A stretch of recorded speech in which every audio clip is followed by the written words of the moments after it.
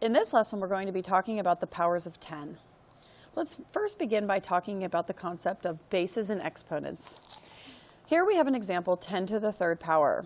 10 represents our base number. This number is the number that we're going to be multiplying by itself many times. The little number 3 is called the exponent. This number means how many times we're going to be multiplying that base number by itself. Okay, now that we have that concept, let's go ahead and take it into the powers of 10. All right, when we were talking about scientific notation, we were learning how to take a decimal and move it to both the right and the left. And let's go ahead and first begin by reviewing moving the decimal to the right. Anytime you move the decimal one space to the right, what's actually happening mathematically is that you're multiplying that given number by 10. And if we were to represent this with an exponent, it would have a positive exponent because when you move the decimal to the right, it makes the number bigger. So let me go ahead and show you an example here. I'm going to go ahead and take 1.0 and I'm going to move the decimal one space to the right.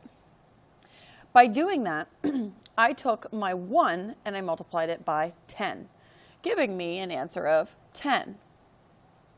If I were to write this with an exponent, I would write it as 10 to the first power, and that's a little bit of a review from scientific notation. Let's try another example. In the second example, notice how I'm starting with the same base number, 1.0. I'm going to move it 2 spaces, 1, 2. Just like in scientific notation, I'm going to go ahead and fill that space there with a placeholder of 0.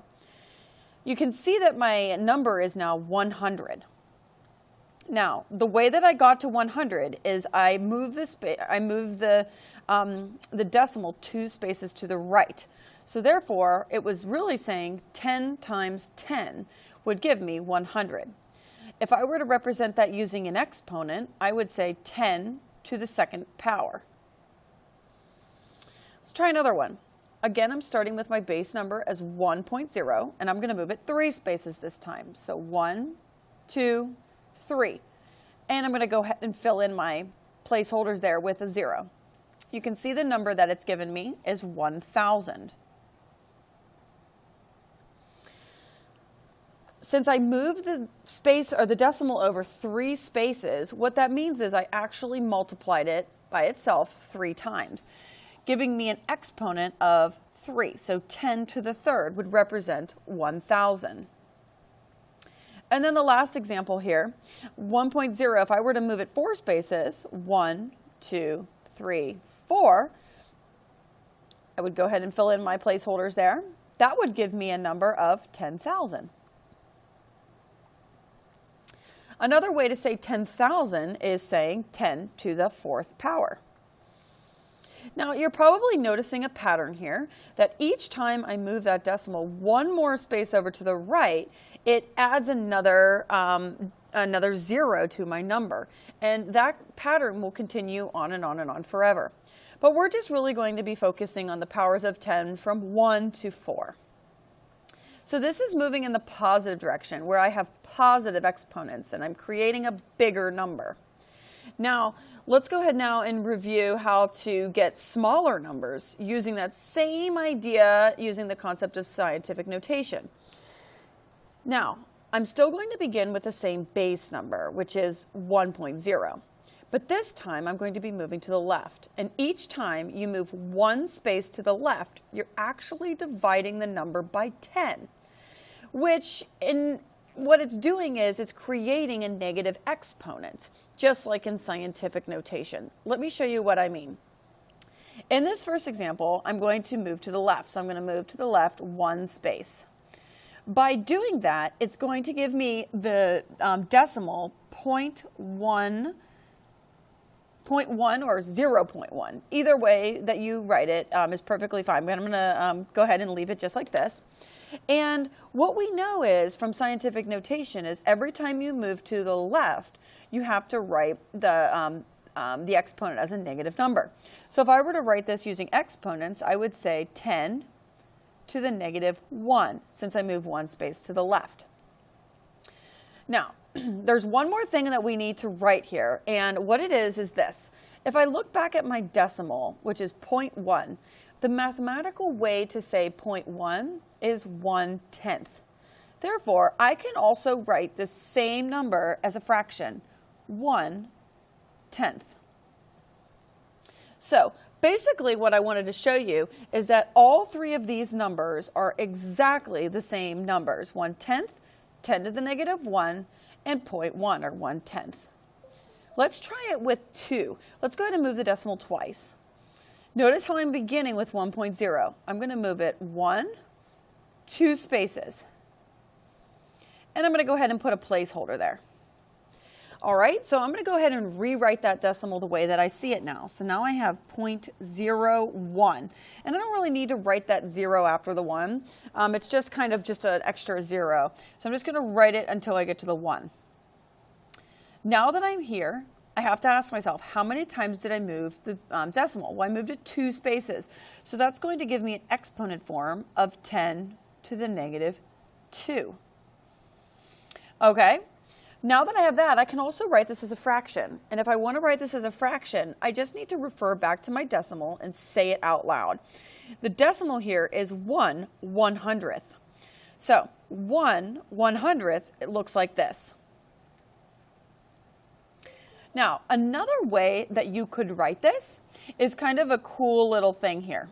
So back on the last slide, we were talking about that when you have a number like 100, the way that we get to 100 is we would take our base number 10 and multiply it by itself. So 10 times 10 is 100. So another way to write this fraction here would be 1 over 10 squared. So basically what I wanted to show you is all 4 of these numbers mean the exact same thing. Let's try one with 3 decimals. I'm going to move it 1, 2, and 3. And I'm going to go ahead and fill in my space holders. And then I'm going to go ahead and rewrite my decimal. I move the decimal 3 times, so my exponent is going to be 10 to the negative 3. And my fraction is going to come into play by saying the decimal out loud, 1/1000th. If you remember from the last slide, we got 1/1000th by taking 10 times 10 times 10. So really, I could take 1 over 10 to the 3rd power. And the last one, I'm going to go ahead and move it 4 times. 1, 2, 3, 4. I'm going to go ahead and put my placeholders in there. Here's my decimal, 0.0001.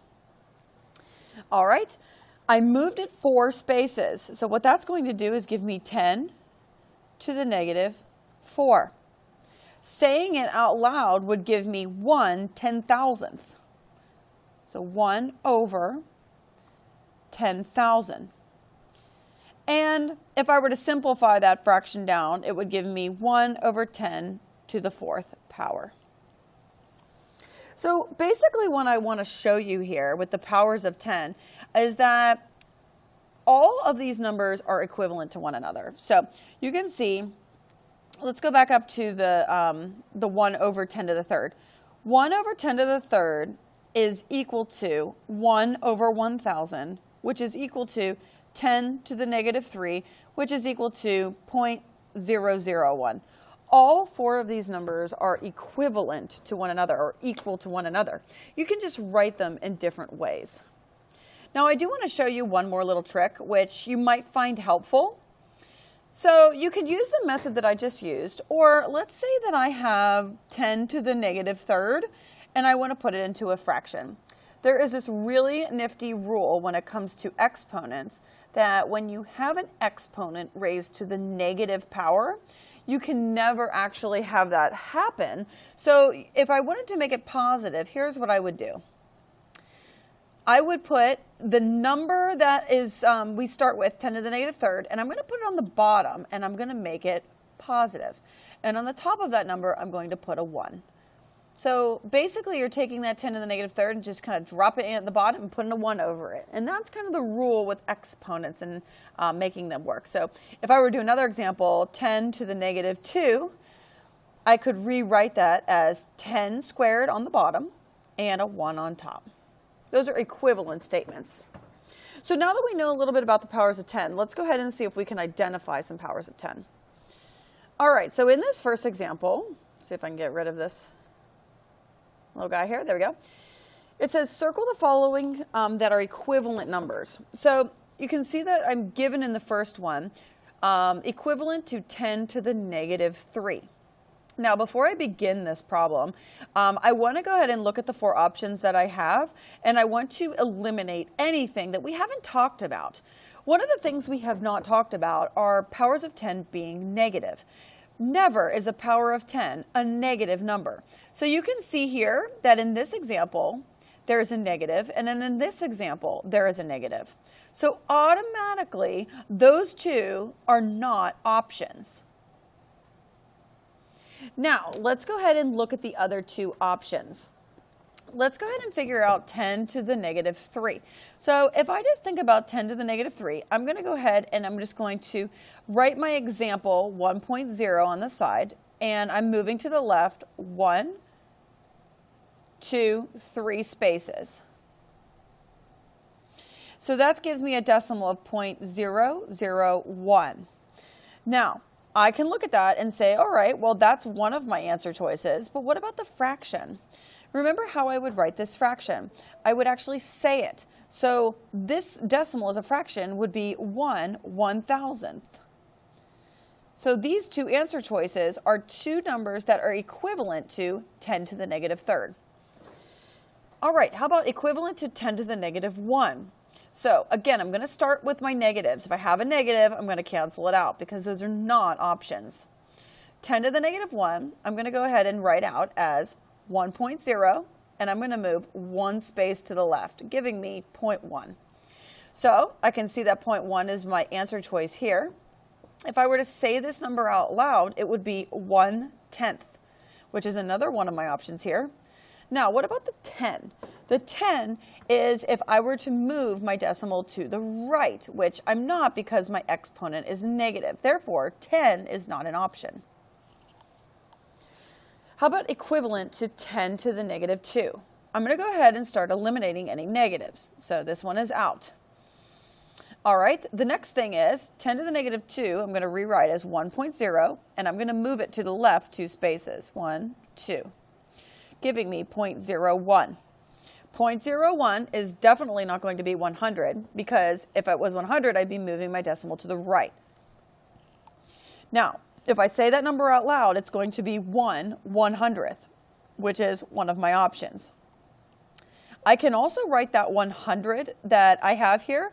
I can write it as 10 times 10, right? So another way to write that would be 1/10 squared. So I have that as my other answer choice. And the last one here, equivalent to 10 to the 3rd power. So in this one, you can notice that all 4 of my options are positive numbers, but I do have a very unique one here. Do you notice this first example, 0.003? Do you notice how the number in that thousandth position is a 3?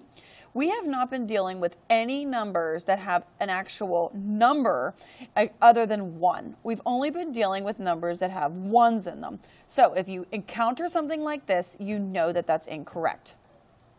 Now let's go ahead and figure out this problem. 10 to the 3rd would be 1.0, and I'm going to move it to the right this time. 1, 2, 3, giving me a number of 1,000. Now, you can see that it's a positive exponent, so positive numbers are only going to give me these big numbers. I also have a decimal and a fraction, but remember, decimals and fractions go with the negative exponents, and those are the small numbers. So those answer choices are not our selections. Okay, I have 2 more examples of powers of 10 for you. Here it says, click and drag the appropriate selection to the blanks. Now I know we can't click and drag, but we can eliminate and we can rewrite it in the space. So what this question wants is 2 equivalent statements for 10 to the 3rd power. So I'm going to go ahead and look at my decimals first. Notice how I have some negative decimals. I'm going to go ahead and I'm just going to eliminate them right off of the bat. The second one, or if I still continue looking at those decimals, do you remember how I spoke about we've only been working with numbers with the number 1 in it. But in the fourth option here, we have a number 3.